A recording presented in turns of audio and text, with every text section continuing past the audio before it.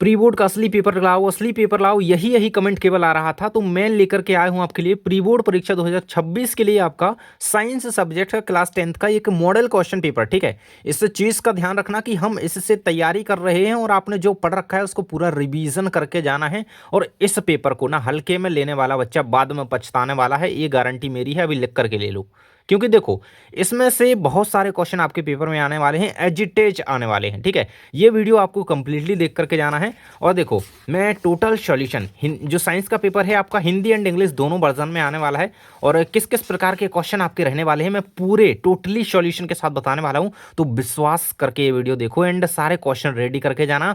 Pre board के साथ साथ बोर्ड की तैयारी इस वीडियो में होगी, मैं समझाते हुए चलूंगा ताकि आप लोगों का कॉन्सेप्ट क्लियर होते चले कि हाँ हाँ ऐसे ऐसे क्वेश्चन आ रहे हैं, ऐसा है। ठीक है, तो देखो सबसे पहले आपके इस प्रकार से पेपर का पैटर्न रहेगा और निर्देश रहेंगे। स्टार्टिंग में सभी प्रश्न हल करना अनिवार्य है, नामांकित चित्र बनाइए जहां भी आपको जरूरत हो। ठीक है, 1 से 5 तक वस्तुनिष्ठ है, 6 से 17 तक 2 2 अंकीय प्रश्न है। ये तो सब कुछ वही का वही है। ठीक है, अब आगे बढ़ते हैं हम। सबसे पहले सही विकल्प के क्वेश्चन आएंगे 1 से लेकर के 5 तक। ठीक है, सो यहाँ पे देख रहे हैं हम आपका फर्स्ट नंबर क्वेश्चन, सही विकल्प चुन करके लिखिए। 6 नंबर के आते हैं। ठीक है, फर्स्ट क्वेश्चन कर रहा है Fe2O3 प्लस 2Al, इससे ये दोनों जब अभिक्रिया कर रहे हैं तो Al2O3 प्लस 2Fe निम्न अभिक्रिया किस प्रकार की अभिक्रिया है भैया। ठीक है, तो क्वेश्चन में ऑप्शन दिए गए हैं संयोजन अभिक्रिया, विस्थापन अभिक्रिया, वियोजन अभिक्रिया, विस्थापन अभिक्रिया। देखो यहाँ पे हो क्या रहा है, एक तरीके से आप देख पा रहे होंगे कि तत्वों का विस्थापन हुआ है। तत्व एक जगह से यहाँ से तत्व देखो यहाँ उलट गया है। ठीक है, तो क्या हुआ है, विस्थापन हुआ है, तो ये हो जाएगी आपकी विस्थापन अभिक्रिया। सेकंड नंबर क्वेश्चन कह रहा है, कहता है कि खाद्य पदार्थ के डिब्बों पर जिंक की बजाय टिन का लेप होता है। भैया क्यों होता है, जो खाने के जो डिब्बे वगैरह होते हैं, खाने के पदार्थ रखने वाले डिब्बे, उन पे जिंक की बजाय टिन का लेप होता है। भैया ऐसा क्यों होता है, टिन की अपेक्षा जिंक महंगा है। भैया महंगा है इसलिए जिंक की जगह टिन छाप दो, क्या पड़ रहा है फकर। ठीक है, टिन की अपेक्षा जिंक का गलनांक अधिक होता है, और कह रहा है कि टिन की अपेक्षा जिंक अधिक अभिक्रियाशील है। तो यही है भैया, है ना, क्योंकि टिन टिन क्या है, टिन कम अभिक्रियाशील है। ठीक है, इसलिए इसको खाने के डब्बों पर क्या किया जाता है, ताकि कोई भी खाना जिंक से अभिक्रिया करके कुछ ना बना दे, नहीं तो निपट जाए आदमी। ठीक है, नेक्स्ट कहता है भाई पायरुवेट के विखंडन से यह कार्बन डाइऑक्साइड जल तथा ऊर्जा देता है, यह अभिक्रिया है। देखो पायरुवेट का विखंडन होगा, कार्बन डाइऑक्साइड और जल और साथ में एनर्जी बन रही है। यह कौन सी अभिक्रिया है भैया, कोशिका द्रव में होती है, माइटोकॉन्ड्रिया में, हजरत लबक, और या फिर आपका कह रहा है कि केंद्रक। माइटोकॉन्ड्रिया करेक्ट आंसर हो जाएगा, क्योंकि ये आपकी हो जाती है यहाँ पे पायरुवेट जिसमें बनता है। ठीक है, पायरुवेट के विखंडन से ये सारी चीज़ें बनती है। मस्तिष्क उत्तरदायी है भैया सोचने के लिए, समझने के लिए। भैया यही तो सारे काम निपटा रहा है अपने, है ना, यही हर चीज़ आपका क्या कर रहा है, मेंटेन कर रहा है, शरीर के संतुलन बना है, सोचने सबके लिए। ठीक है, कोष में होते हैं, कोष में होते हैं बोले तो कोष क्या है, पराग कोष है ना, पराग कोष में होते हैं बाह्यदल होते हैं, अंडप होते हैं, क्या होते हैं, अंडाशय होते हैं, परागकण होते हैं। तो कोष में, पराग कोष में भैया परागकण ही ना हो गए। ठीक है, पराग होना चाहिए यहाँ पर, पराग कोष में होते हैं, तो ये हो गया। ठीक है, अब हम बढ़ते हैं आगे। देखो यार सब्सक्राइब वगैरह कर लिया करो, ताकि आप लोगों के बोर्ड एग्जाम के लिए मैं आपको सारे क्वेश्चन कंप्लीट करवा सकूं, तैयारी करवा सकूं। ठीक है, छठवां नंबर कह रहा है कि निम्नलिखित में से कौन सा पर्यावरण मित्र व्यवहार कहलाते हैं। बाजार जाते समय सामान के लिए कपड़े का थैला ले जाना, कार्य समाप्त हो जाने पर लाइन तथा मतलब स्विच बंद करना, सीधी बात है। माँ द्वारा स्कूटर से विद्यालय छोड़ने के बजाय विद्यालय तक पैदल जाना या साइकिल से जाना। सो ये उपरोक्त सभी मतलब सारे एक तरीके से पर्यावरण मित्र व्यवहार हो सकते हैं। ठीक है, यहाँ पे कुछ इंग्लिश मीडियम छात्रों के लिए दिए गए हैं, बाकी हम देख लेते हैं। आपके रिक्त स्थान की पूर्ति कीजिए भैया। सेकंड नंबर क्वेश्चन में कह रहा है 6 मार्क्स के आते हैं दादा ये। ठीक है, फर्स्ट कह रहा है कि संगमरमर का रासायनिक सूत्र खालिस्तान होता है। तो संगमरमर का रासायनिक सूत्र जो होता है आपका CaCO3, इस प्रकार से आपको आंसर लिखना होगा इसका। नेक्स्ट कहता है कि 2 या 2 से अधिक धातुओं का समांगी मिश्रण। भाई समांगी मिश्रण, इस चीज़ पे ध्यान रखना, क्योंकि इसमें गलत करके आओगे तुम। ठीक है, तो इसे विलयन कहते हैं, सभी को पता है, 9th क्लास में अच्छी तरीके से रट्टा उट्टा मार के आए होगे तुम लोग, पता है मुझे। अगला कहता है कि संतृप्त हाइड्रोजन खालिस्तान कहलाते हैं। तो संतृप्त हाइड्रोजन जो होते हैं वो आपके एल्केन कहलाते हैं। ठीक है, क्या कहलाते हैं, एल्केन कहलाते हैं, क्योंकि देखो आपने इसको पढ़ रखा है ना, सैचुरेटेड जो हाइड्रोजन होते हैं हमारे, वो इट्स कॉल्ड एल्केन। नेक्स्ट कह रहा है अंतःस्रावी ग्रंथियों से निकलने वाले रसायन खालिस्तान कहलाते हैं। तो अंतःस्रावी ग्रंथियां जो रिलीज करते हैं उन्हें हम हार्मोन्स कहते हैं, है ना। तो हार्मोन, इसका आंसर इस तरीके से आपको लिखना है, क्या, हार्मोन। ठीक है, नेक्स्ट कह जाता है कि मानव नेत्र में खालिस्तान पुतली के साइज को नियंत्रित करती है। ओ भाई ये क्या कह रहा है, तो मानव नेत्र में क्या होता है ऐसा जो कि पुतली के साइज को नियंत्रित, है ना, बड़ा अक्खर नहीं हो जाएगा ना, तो ये आइरिस को। ठीक है, आइरिस क्या करती है, पुतली के साइज को नियंत्रित करती है, नहीं तो आपका जो आंख में कंचा होता है ना भाई, वो बहुत बड़ा हो जाएगा। ठीक है, इसको नियंत्रित करती है। यदि गोलीय द्रवण की वक्रता से 20 सेंटीमीटर हो, ठीक है, तो इसकी फोकस दूरी भाई, वक्रता त्रिज्या निकालने का सूत्र आपको पता होना चाहिए, तो आप आसानी से निकाल लोगे, ठीक है। गोलीय दर्पण, तो ये हमारा यहाँ पे R2, ठीक हो, तो हमारी वक्रता त्रिज्या कितनी दी गई है, 20 सेंटीमीटर दी गई है, ठीक है। R/2 करेंगे, ठीक है, 2 10, ठीक है, 10 आंसर आपका आ जाएगा यहाँ पे। 10 सेंटीमीटर फोकस दूरी आपकी निकल करके आ जाएगी, है ना। फोकस दूरी निकाली ना हमने, ठीक है। R/2 ये हमारी होती है, ठीक है। अगला क्वेश्चन आ जाता है आपका नेक्स्ट। देखो ये आपको कंप्लीटली दिख गया यार कि नहीं, हाँ ये तो दिख गया होना चाहिए, ठीक है, ये दिख गया होना चाहिए। आगे बढ़ते हैं। जिंक तथा लेड कॉपर की अपेक्षा अधिक अभिक्रियाशील होते हैं।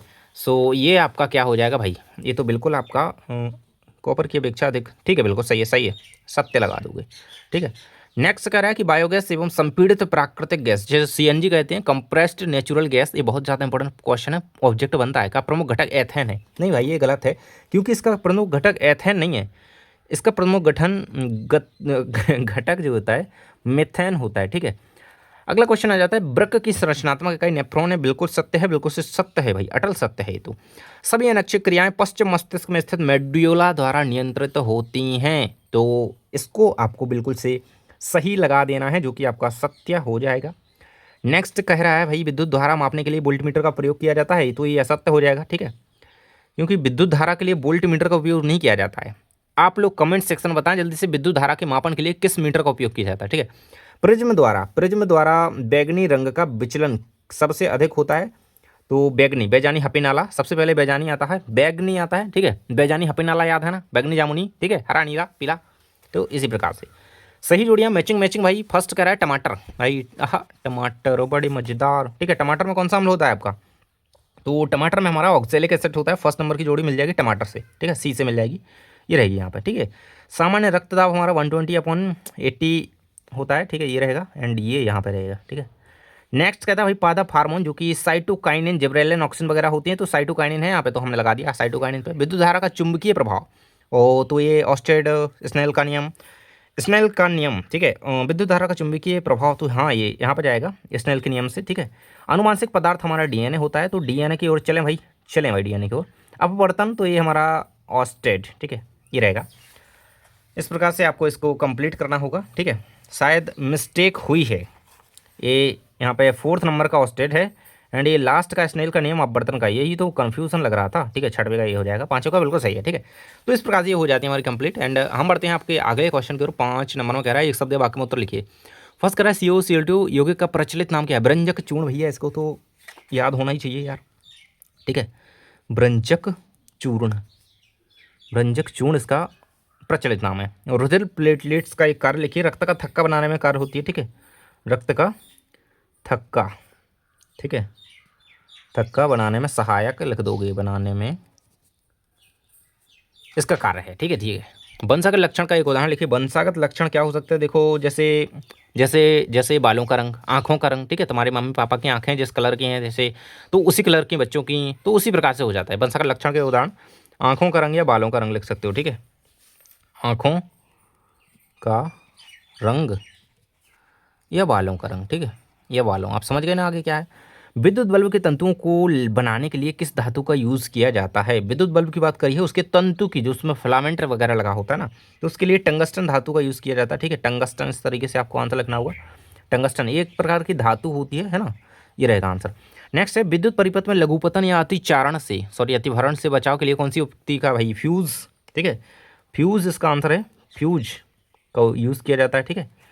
लेंस सूत्र क्या, उसका आंसर आपका हो जाएगा आपका UV/U+V, इस तरीके से, ठीक है, ये हो जाएगा।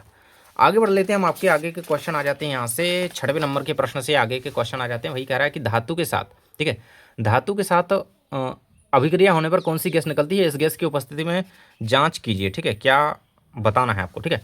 अगला कह रहे हैं कि 4 विलयन ABCD है ना, इनकी जब सार्वत्रिक सूचक से जांच करी जाती है तो pH मान क्रमशः 1, 11, 7, 9 प्राप्त होती हैं। आप भाई प्रबल क्षार है कौन सा, उदासीन है कौन सा, आपको बताना है, ठीक है। तो देखो ये रहेगा आपका आंसर इसका 6वें नंबर के प्रश्न का अथवा वाले का, ठीक है। 6वें के अथवा वाले का आंसर यहाँ पे दिया गया, इसको टोटली आपको याद कर लेना है, ठीक है। इस प्रकार से आपका रहेगा प्रबल क्षार जो है B, है ना, क्योंकि pH मान pH मान 11 है, क्योंकि 7 से अधिक है तो क्षार है, ठीक है। 7 से कम है तो क्या है, अम्ल है, प्रबल अम्ल है। अगर ज़्यादा नीचे है ना, 1, 2 है, 3 इतने तक प्रबल अम्ल होगा। उदासीन है 7 पे है, दुर्बल क्षार है 9 पे है, ठीक है, इस तरीके से होगा। नेक्स्ट है उदासीनताकरण अभिक्रिया क्या है, उदाहरण सही लिखिए। तो उदासीनीकरण अभिक्रिया पता होनी चाहिए आपको, इस तरीके से इसका आंसर कर लेना यार। देखो उदासीनीकरण अभिक्रिया, जब कोई क्षार अम्ल के साथ अभिक्रिया करता है तो लवण तथा जल बनता है, इस अभिक्रिया का उदासीनीकरण। ठीक है, तो अम्ल क्षार मिल रहे हैं और लवण जल बना रहे हैं तो अभिक्रिया है उदासीनीकरण। ठीक है, ये उदाहरण इसका याद रखना। अगला क्वेश्चन आ जाता है आपका कि बेकिंग सोडा का सूत्र एवं दो उपयोग लिखी, तो इसको आप रेडी कर लेना। ठीक है, नेक्स्ट हम बढ़ते हैं आपके अगले क्वेश्चन की ओर। एथेनोइक अम्ल एवं ब्रोमोपेंटेन की संरचना बनाइए। तो देखो ये रहेगी आपकी एथेनोइक एसिड की संरचना, पहले तो देख लो। ठीक है, एथेनोइक एसिड की संरचना इस प्रकार से होती है, एंड ये रहेगी आपकी ब्रोमोपेंटेन की संरचना। ठीक है, ब्रोमोपेंटेन की संरचना। ठीक है, इसको आपको रेडी कर लेना है। ठीक है ना। नेक्स्ट हम बढ़ते हैं आपके अगले क्वेश्चन की ओर। O2 एवं CH4 की, है ना, कि इलेक्ट्रॉन बिंदु संरचना बनाइए, बहुत इंपॉर्टेंट है, इसको कर लेना। ठीक है, नेक्स्ट हम देख लेते हैं आपके नेक्स्ट क्वेश्चन का आंसर। कह रहा है कि साबुन तथा अपमार्जक में दो अंतर लिखिए। ठीक है, साबुन अपमार्जक में अंतर लिखना है। देखो भाई ये रहेगा साबुन अपमार्जक में अंतर, यहाँ पे दिया गया है 3 अंतर हैं। उच्च अणुभार वाले कार्बोक्सिलिक एसिड के सोडियम या पोटेशियम लवण होते हैं। ठीक है, साबुन से कठोर जल में कपड़े साफ नहीं धुलते हैं। ठीक है, ये सारी चीज़ें अंतर याद कर लेना। ठीक है, नेक्स्ट है हाइड्रोजनीकरण क्या है भाई, इसको याद कर लेना। अनुप्रयोग भी इसके याद कर लेना। दो पादप हार्मोन्स के नाम एवं कार्य लिखिए। ठीक है, तो ये आंसर रहेगा आपका 10वें नंबर का। पादप हार्मोन कौन सा है, जिब्रेलिन होता है, साइटोकाइनिन होता है। ठीक है, तो ये देखो दोनों का आंसर आपका दिया गया 10वें नंबर के प्रश्न का। जिब्रेलिन के मुख्य कार्य हैं, यह छोटी आकार की प्रजातियों में तने की वृद्धि करता है, पौधों का है। ठीक है, बीज रहित फलों के निर्माण में सहायता करता है। साइटोकाइनिन यहाँ पे क्या करता है, बीज अंकुरण को प्रेरित करता है। ठीक है, कोशिकाओं की लंबाई में वृद्धि करता है। तो 10 का आंसर हो जाता है। अगला है मधुमेह के रोगी को इंसुलिन के इंजेक्शन की सलाह क्यों दी जाती है भैया, मधुमेह यानी कि डायबिटीज के रोगी को इंसुलिन के इंजेक्शन की सलाह क्यों दी जाती है, इसको रेडी कर लेना। आपका है कि विखंडन बहुखंडन से किस प्रकार भिन्न है। ठीक है, विखंडन जो है बहुखंडन से किस प्रकार भिन्न है। तो अथवा में कह रहा है कायिक प्रवर्धन क्या है। ठीक है, हम आपको इसी का आंसर बता रहे हैं, कायिक प्रवर्धन ये रहेगा 11 के अथवा आएगा। देखो प्रजनन की वह विधि जिसमें पौधों के कुछ भाग जैसे जड़ तना हो गया है ना, पत्तियां वगैरह हो गई, विकसित होकर के एक नया पौधा उत्पन्न कर लेती हैं। ठीक है, तो ये प्रवर्धन विधि कहलाती है, कायिक प्रवर्धन। इसको आपको रेडी कर लेना है। ठीक है, और इसके कुछ यहाँ पे आप देख सकते हो महत्व वगैरह बताए गए हैं। ठीक है, ये रहेंगे, इसका टोटली आंसर आप यहाँ पे देख सकते हो। ठीक है, अब बढ़ते हैं हम आपके अगले क्वेश्चन की ओर। विभिन्नताओं से उत्पन्न होने से किसी स्पीशीज का अस्तित्व किस प्रकार बढ़ जाता है, तो इसको आपको समझाना होगा। तो ये रहेगा इसका टोटली आंसर 12 नंबर क्वेश्चन का। विभिन्नताओं से उत्पन्न होने से किसी स्पीसीज के अस्तित्व की संभावना इसलिए बढ़ जाती है क्योंकि वह स्पीसीज स्वयं को वातावरण के अनुसार अनुकूलित है। ठीक है, एडेप्टेबिलिटी की क्षमता उसमें पाई जाती है, इसलिए कह सकते हैं कि हाँ वो अधिक क्या करेगी, एक तरीके से अस्तित्व बनाए रखेगी अपना। ठीक है, अगला क्वेश्चन आपका अथवा वाला आ जाता है, तो इसको आपको स्वयं से रेडी कर लेना है। ठीक है, नेक्स्ट क्वेश्चन 13 नंबर कह रहा है वायु में गमन करती प्रकाश की एक किरण जल में तिरछी गिरती है, तिरछी प्रवेश करती है, क्या प्रकाश किरण अभिलंब की ओर झुकेगी। ठीक है, इसको आपको बताना है। अथवा कह रहा है कि हीरे का अपवर्तनांक 2.42 है, इस कथन से आप क्या समझते हैं। तो ये ऑब्जेक्टिव में बहुत ज़्यादा बना हुआ है क्वेश्चन। ठीक है, हीरे का अपवर्तनांक कितना होता है, तो इतना याद रखना। ठीक है, और हम इसका आंसर बता रहे हैं आपको। ठीक है, तो ये रहेगा आपका इसका कंप्लीट आंसर, यहाँ पे देख सकते हो, यही तो आंसर था यार। ठीक है, ये 13 का। वायु में गमन करती प्रकाश की किरण जल में तिरछी प्रवेश करती है तो अभिलंब की ओर झुक जाती है, क्योंकि वह वायु विरल है और जल सघन माध्यम है। देखो, तो जब विरल माध्यम से सघन माध्यम की ओर प्रकाश की किरण जाती है तो वह अभिलंब की ओर को झुक जाती है। ठीक है, तो आंसर आपको याद रखना है। अगला है आपका किसी चालक का प्रतिरोध किन किन कारकों पर निर्भर करता है। तो देखो किसी चालक का जो प्रतिरोध होता है वो चालक की लंबाई, पदार्थ की कहें तो प्रकृति, चालक की प्रकृति, चालक की मोटाई, इन पर निर्भर करता है। इस तरीके से चालक की लंबाई याद रखेंगे। ठीक है, चालक की लंबाई पर, चालक की मोटाई पर, चालक की प्रकृति पर, इन 3 चीज़ों पर निर्भर करता है। ठीक है, इसको याद कर लेना। अगला कह रहा है आपका फ्लेमिंग के बाम हाथ का नियम लिखिए। फ्लेमिंग के बाएं हाथ का नियम लिखना है, तो ये रहेगा आपके सामने यहाँ पे फ्लेमिंग का बाएं हाथ का नियम। इस नियम के अनुसार अपने बाएं हाथ की तर्जनी मध्यमा अंगूठी को इस प्रकार फैलाइए कि तीनों एक दूसरे के परस्पर लंबवत हों। ठीक है, इस प्रकार से। तो ये इसका डायग्राम बनाते हुए ये लिख देना धारा। ठीक है, अंगूठा क्या बताया है, धारा की दिशा बता रहा है। ठीक है, और ये रहेगी चुंबकीय क्षेत्र की दिशा बताएगी आपकी ये उंगली। नेक्स्ट आ जाता है आपका मैक्सवेल का कॉर्क की स्क्रू का नेम लिखिए, इसको रेडी कर लेना। अगला कह रहा है कि किसी दिए गए क्षेत्र में चुंबकीय क्षेत्र एक समान है, इसे निरूपित करने के लिए आरेख खींचिए। ठीक है, तो इस तरीके से ये आप इसका आरेख बना सकते हो। ठीक है, ये रहेगा आपका कंप्लीट आंसर, इसका कंप्लीटली दिया गया है। इस तरीके से आप आरेख बना सकते हो चुंबकीय क्षेत्र की समानांतर रेखाओं का। ठीक है, इस तरीके से इसको रेडी कर लेना है। नेक्स्ट करें किसी छड़ चुंबक के चारों ओर चुंबकीय क्षेत्र रेखाएं खींचिए। ठीक है, तो इस प्रकार से चुंबकीय क्षेत्र रेखा खींची जा सकती हैं। 16 के अथवा का आंसर रहेगा। ठीक है, चुंबकीय क्षेत्र रेखाएं इस प्रकार से छड़ चुंबक, ये होता है आपका साउथ पोल, ये होता है नॉर्थ पोल, इस तरीके से ये रेखाएं हैं। ठीक है, अगला कह रहा है कि पोषी स्तर क्या है, एक आहार श्रृंखला का उदाहरण दीजिए और इसमें पोषी स्तर भी लिखिए। ठीक है, तो इस प्रकार से आप पोषी स्तर को समझा सकते हैं। ठीक है, पोषी स्तर क्या होता है कि किसी खाद्य श्रृंखला के विभिन्न चरणों या जो उनके स्तर होते हैं उसको पोषी स्तर कहते हैं। इसका फूड चेन में देखो, जैसे घास खाता है हिरण, हिरण को खाता है शेर। ठीक है, तो इस तरीके से चलती रहती है चेन। ठीक है, और घास तो जैसे और भी अन्य चीज़ें खाती हैं, बकरी वगैरह, बकरी को शेर खाता है, तो ऐसा कह सकते हैं। ठीक है, प्रथम पोषी स्तर है घास। ठीक है, यह उत्पादक होती है। ठीक है, एंड फिर सेकेंडरी कंज्यूमर्स के तौर पर वहाँ पर हिरण आ जाता है। ठीक है, जो कि शाकाहारी होते हैं। टर्सरी कंज्यूमर्स के तौर पर क्या आते हैं भैया यहाँ पे, मांसाहारी प्राणी आते हैं जिसमें सिर वगैरह हो सकते हैं, ठीक है। तो ये चीज़ आपको याद रख लेना है। अगला क्वेश्चन आ जाता है आपका, जैव निम्नीकरण पदार्थ क्या है, उदाहरण से लिखिए। तो इसको रेडी आपको स्वयं से कर लेना है। एंड अब हम बढ़ते हैं आपके 18 नंबर क्वेश्चन पे। कह रहा है उभयधर्मी ऑक्साइड क्या होते हैं, ठीक है। उभयधर्मी ऑक्साइड क्या होते हैं, देखो भाई ये आंसर आपको दिया गया है। जो धातु ऑक्साइड अम्लीय और क्षारीय दोनों प्रकार के होते हैं उभयधर्मी, मतलब दोनों गुण हैं, अम्लीय और क्षारीय दोनों प्रकार के व्यवहार प्रकट करेंगे तो उभयधर्मी है, ठीक है। ये इसके उदाहरण आपको याद कर लेना है। यहाँ पे आपको इसका उदाहरण के साथ बताया गया है, तो पूरा टोटली याद कर लेना इसको, ठीक है। मिश्र धातु क्या कहते हैं, ऐसी दो मिश्र धातुओं के नाम लिखिए, संगठन लिखिए, ठीक है। तो ये आपको रेडी कर लेना है। अगला कह रहा है कि हाइड्रा में मुकुलन को स्पष्ट करिए भैया। तो हाइड्रा में मुकुलन क्या होता है, देखो हाइड्रा में देखो इस तरीके से बडिंग विधि होती है हाइड्रा की, ठीक है। इसमें क्या होता है, उसी से एक नया मुकुल बन के नया पुत्री हाइड्रा बन जाता है, नया पौधा बन जाता है, ठीक है। तो ये हाइड्रा का ये डायग्राम बना करके आना एंड ये याद कर लो आप इसको, ठीक है। नेक्स्ट आ जाता है आपका पुष्प के अनुदैर्घ्य काट का नामांकित चित्र बनाइए। इसको आपको रेडी करके जाना है। देखो बहुत इंपॉर्टेंट चीज़ है यार, ठीक है। ये रहेगा पुष्प के अनुदैर्घ्य काट का नामांकित चित्र, क्या क्या पार्ट्स होते हैं वो आप ध्यान से देख सकते हो, ठीक है। बाह्य दलपुंज, दलपुंज और इस तरीके से। तो मेन दो पार्ट होते हैं पुंकेसर और स्ट्री केसर, ठीक है। बाकी सारा स्ट्रक्चर आपके सामने है। नेक्स्ट कह रहा है भाई मानव नेत्र का संरचना बनाइए। ह्यूमन आई की संरचना किस तरीके से आप बनाएंगे, वैसे तो ऐसी दिखती है लेकिन अंदरूनी संरचना जो है वो आपकी मेन होती बनाने के लिए इस तरीके से आप लोग बना करके आएंगे, सॉरी। ये रहेगा आपका सारा कुछ मैटर, ठीक है। आइरिस वगैरह होती हैं, ये हमारा नेत्र पटल यानी कि हमारा यहाँ पे कॉर्निया होता है। फिर ये दृष्टि पटल, देखो यहाँ पे ये दृष्टि पटल रेटिना, ठीक है। तो ये सारी चीज़ें होती हैं हमारी आँख में, ठीक है। एंड ये बाहरी संरचना तो आप वहाँ पे किसी की देख करके भी बना सकते हो, ठीक है। लेकिन ये बनाना जरूरी है, नंबर उसमें नहीं मिलेंगे, इसमें मिलेंगे, ठीक है। अगला क्वेश्चन आ जाता है आपका, तारे क्यों टिमटिमाते हैं भैया। तो तारे देखो भैया इसलिए टिमटिमाते हैं क्योंकि क्या होता है, सीधी बात इतनी याद रखनी है कि आप बर्तन के कारण तारे टिमटिमाते दिखा देते हैं, ठीक है। आप बर्तनांक के कारण, ठीक है। तो ये आपको इतना याद रखना है, मैंने तो बाकी इसको याद कर लेना है, ठीक है। अगला कह रहा है कि भाई निम्न अभिक्रियाओं के लिए संतुलित रासायनिक समीकरण लिखिए। देखो hydrogen plus chlorine, hydrogen chloride, sodium plus जल, सोडियम हाइड्रोक्साइड प्लस हाइड्रोजन, ठीक है। देखो यहाँ पे इसका आंसर यहाँ पे अवेलेबल नहीं है, लेकिन आप लोग इसका कर लेना, ठीक है। मैं टेलीग्राम पर अगर पॉसिबल हो सके तो मैं इसको डाल दूंगा, लेकिन इसका आंसर मैं बता रहा हूँ ऊष्मा छेवी ऊष्मा शेषी अभिक्रिया क्या है उदाहरण के साथ, ठीक है। तो इनको देख लो यार, ठीक है। उसका नहीं है तो कोई दिक्कत नहीं है, इसको कर लो आप। ऊष्मा छेपी, इसमें क्या होता है ऊष्मा ये अभिक्रिया जब होती है तो उत्पाद के साथ साथ क्या होती है ऊष्मा भी निकलती है। तो ऊष्मा छेपी जहाँ पर ऊष्मा का क्या होता है अवशोषण होता है, ठीक है, अवशोषी, ठीक है। इतना याद रहेगा। बाकी इनके उदाहरण आप देख सकते हो यहाँ पे, देखो है ना, यहाँ पे ऊष्मा निकल रही है, ये ऊष्मा छेपी है। यहाँ पे ऊष्मा क्या क्या हो रहा है, एक तरीके से एग्जॉर्प्शन हो रहा है, ठीक है। तो ये होती है ऊष्मा शोषी, ठीक है। नेक्स्ट आ जाता है धमनी एवं सिरा में कोई चार अंतर भैया स्पष्ट कीजिए। धमनी और सिरा में, तो ये रहेगा आपका आंसर भाई, धमनी और सिरा में अंतर देखो। धमनियों में भित्ति लचीली एवं मोटी होती है, ठीक है। धमनी सिरा में भित्ति पतली एवं लचीली होती है, ठीक है। तो इस तरीके से आप चारों अंतर याद कर लेना। शुद्ध अशुद्ध रक्त कपाट पाए जाते हैं, नहीं पाए जाते हैं, ऐसा अंतर याद कर लेना, ठीक है।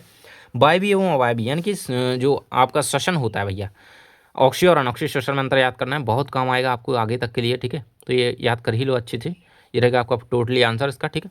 अगला क्वेश्चन कहा जाता है कि आयताकार कांच के गुटके से आप बर्तन का आरेख खींचकर आप बर्तन के नियम लिखिए भैया। 4 नियम लिखना है, ठीक है।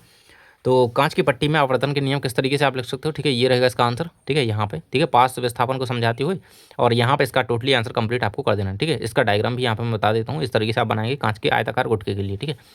नेक्स्ट क्वेश्चन आपका आ जाता है लास्ट वाला, लेंस की क्षमता क्या है, इसका मात्रक लिखिए। अवतल दर्पण के दो उपयोग लिखिए, ठीक है, बहुत इंपॉर्टेंट है। लेंस की क्षमता भैया डायोप्टर, ठीक है, ये रहेगी यहाँ पे। लेंस की क्षमता का मात्रक क्या है, डायोप्टर होता है और उसकी फोकस दूरी की व्युत्क्रमानुपाती होती है, तो यही लेंस की क्षमता कहलाती है, ठीक है। ये मतलब लेंस की क्षमता फोकस दूरी की व्युत्क्रमानुपाती होती है, ठीक है, इतना याद रखना। बाकी ये आपका अवतल दर्पण के उपयोग यहाँ पे आप देख सकते हो कि दाढ़ी बनाते समय नाक कान व गले की जांच कराने में डॉक्टरों द्वारा इसका प्रयोग करा जाता है, ठीक है। तो जानकारी टीच को फॉलो कर लो, सब्सक्राइब कर लो, जो हो सकता है कर लो, ठीक है। क्योंकि यहाँ पे आपकी बोर्ड एग्जाम की तैयारी के लिए भाई बेहतरीन तरीके से आपको सब कुछ दिया जाएगा। एंड अब देर नहीं करनी है क्योंकि यार एग्जाम के लिए बहुत कम समय बचा है। एंड अगले पेपर के लिए आप सब्सक्राइब करके रखना, आपको सब कुछ मिल जाएगा मटेरियल, और तैयार करके जाओ इसे। एंड अदर जो इंपॉर्टेंट क्वेश्चन करवाए हैं उससे भी रेडी करके जाओ, तो बेहतरीन तैयारी हो जाएगी। बाय बाय, मिलते हैं नेक्स्ट वीडियो में।